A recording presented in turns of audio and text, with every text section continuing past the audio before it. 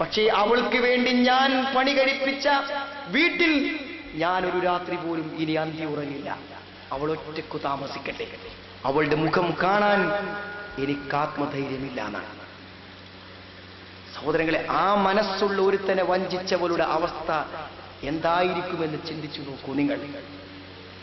ഞാൻ സഹോദരിമാരോട് പറയാറുണ്ട്, കല്യാണം കഴിഞ്ഞ ഒരു സ്ത്രീ തന്റെ ദേഹം ആകർഷണീയമായി മറ്റൊരു പുരുഷന് തോന്നാവുന്ന രൂപത്തിൽ ഒരു വസ്ത്രം ധരിച്ചാൽ പോലും അത് അയാളോടുള്ള വഞ്ചനയാണ്, അല്ലേ?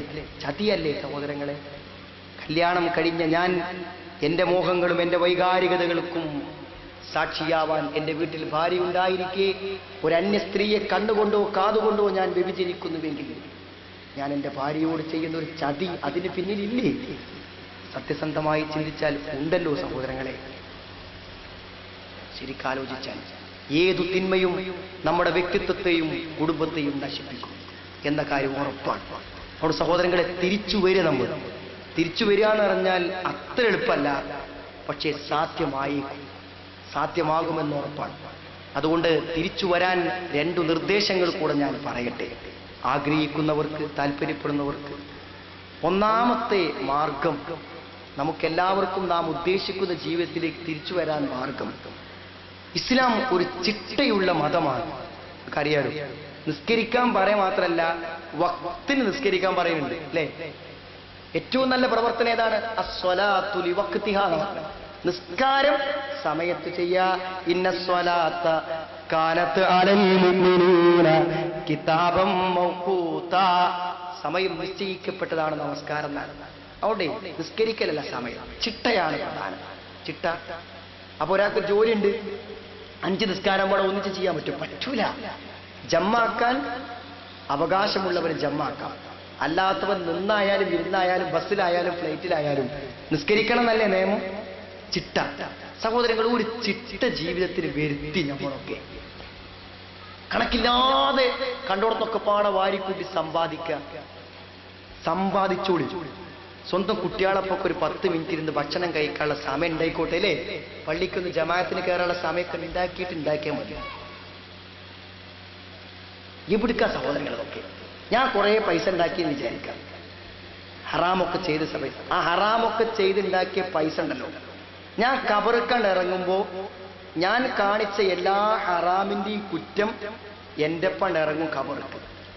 ഇന്ന് ഉണ്ടാക്കിയ പൈസ മുഴുവനോ അനന്തരാവകാശികൾ എടുക്കുകയും ചെയ്യും. അങ്ങനല്ലേ സംഭവിക്കുക, അല്ലേ? അതല്ലേ സഹോദരങ്ങളെ സംഭവിക്കുക? ആർക്കതൊക്കെ? അല്പം ചിട്ടയിൽ ജീവിച്ചോളി. ഒരു നല്ല ഭക്ഷണം കഴിക്കാനും സമയത്തൊന്ന് സ്വന്തം ഭാര്യയോടൊപ്പം ഉറങ്ങാനും കുട്ടികളൊക്കെ ഒന്ന് കളിപ്പിക്കാനൊക്കെ ഉള്ള സമയത്തിനനുസരിച്ചുള്ള ഒരു കച്ചവടം ബിസിനസ്സും മതിയും. അതൊക്കെ സക്കാത്ത് കൊടുത്ത് കിട്ടുന്ന ചിട്ട.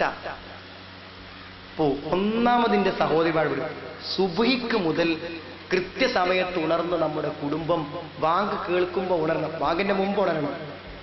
അവിടുന്ന് തുടങ്ങണം സഹോദരിമാരെ. ഇതേ ആണുങ്ങൾ നീച്ച് ടോർച്ചെടുത്ത് പുറത്തിറങ്ങി വാതിൽ പൂട്ടിന് പോവും.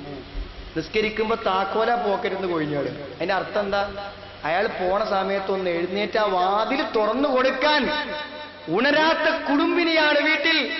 അൽ മർഅതു റാഇയത്തുൻ ഫീ ബൈതി സൗജിഹാ. വീടിന്റെ സംരക്ഷക ഉണരേണ്ടത് വീട്ടുകാരും കുട്ടികളും ഉണർന്നിട്ടാണോ സഹോദരിമാരെ? റസൂലുള്ള നിങ്ങളെ വിളിച്ചത് അൽ മർഅതു റാഇയത്തുൻ ഫീ ബൈതി സൗജിഹാ. ഭർത്താവ് ഉണരുന്നതിന് മുമ്പ് നിങ്ങൾ ഉണരണം. അങ്ങനെ ഉണരാൻ പറ്റുമോ? ഉണർന്ന കുട്ടി വന്ന് വിളിക്കണം ഉമ്മാനെ, നീക്കി എന്ന് പറഞ്ഞിട്ട്.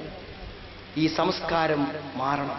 ചിട്ടയുള്ള ഒരു വീടായി, ചിട്ടയുള്ള ഒരു വ്യക്തിയായി മാറുമ്പോൾ നമുക്ക് മാറാൻ പറ്റും.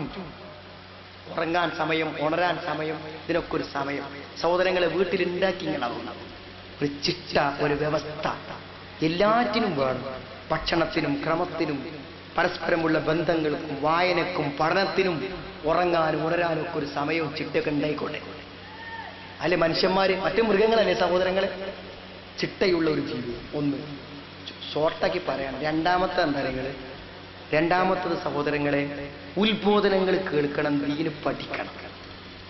അല്ലാതൊരു പരിഹാരമാർഗമില്ല.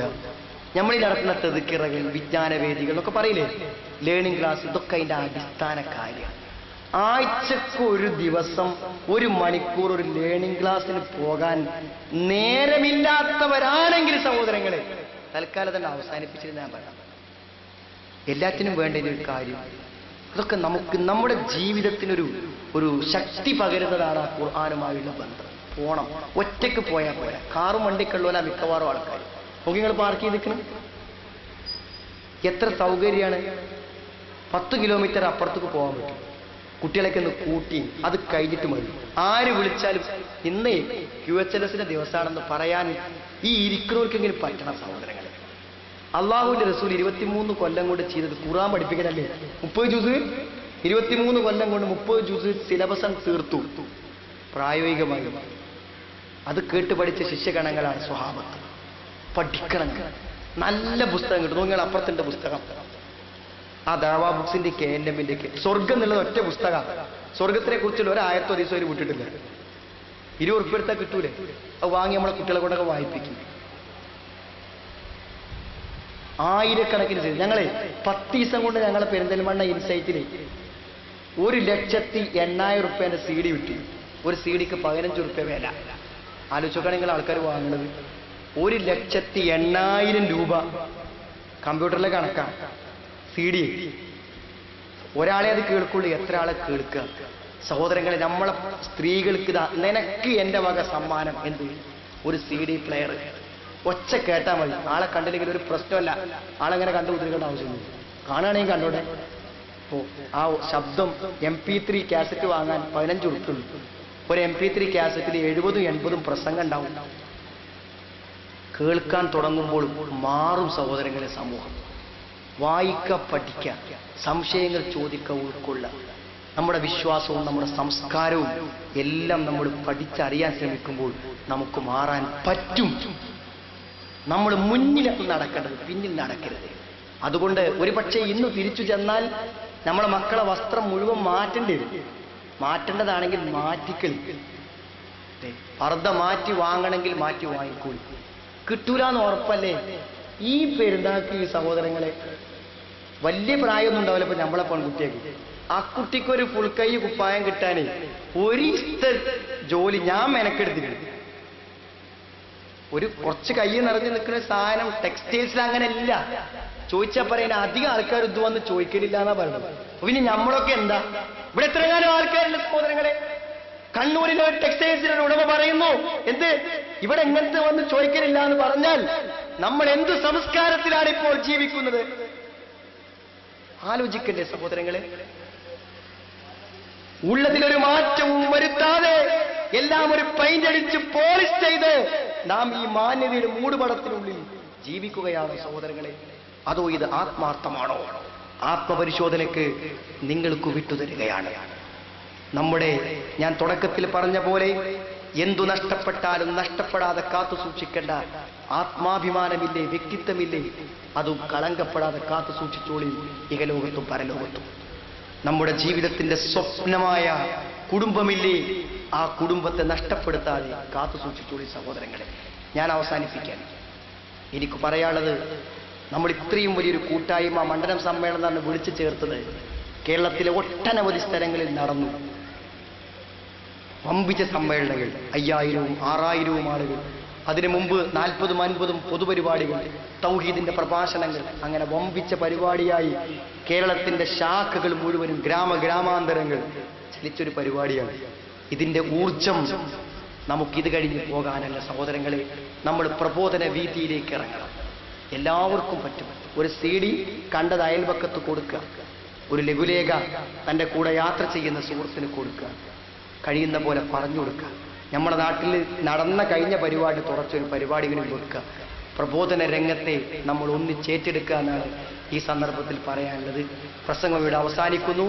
നമ്മുടെ വ്യക്തി ജീവിതവും നമ്മുടെ സാമൂഹിക ജീവിതവും എല്ലാം ഇസ്ലാമിൻ്റെ നിർദ്ദേശങ്ങൾക്കനുസരിച്ചാക്കി തീർക്കുകയും അങ്ങനെ ആത്മസംതൃപ്തിയോടെ സമാധാനത്തോടെ ജീവിക്കുവാൻ അല്ലാഹുവേ ഞങ്ങളെ നീ അനുഗ്രഹിക്കണമേ നാഥ. ജീവിതത്തിൻ്റെ സർവ്വ പ്രതിസന്ധികളെയും നീ ഞങ്ങൾക്ക് നീക്കിത്തരണമേ രക്ഷിതാവേ. ഞങ്ങളുടെ എല്ലാ നല്ല ഉദ്ദേശങ്ങളെയും നീ പൂർത്തീകരിച്ചു തരണമേ നാഥ.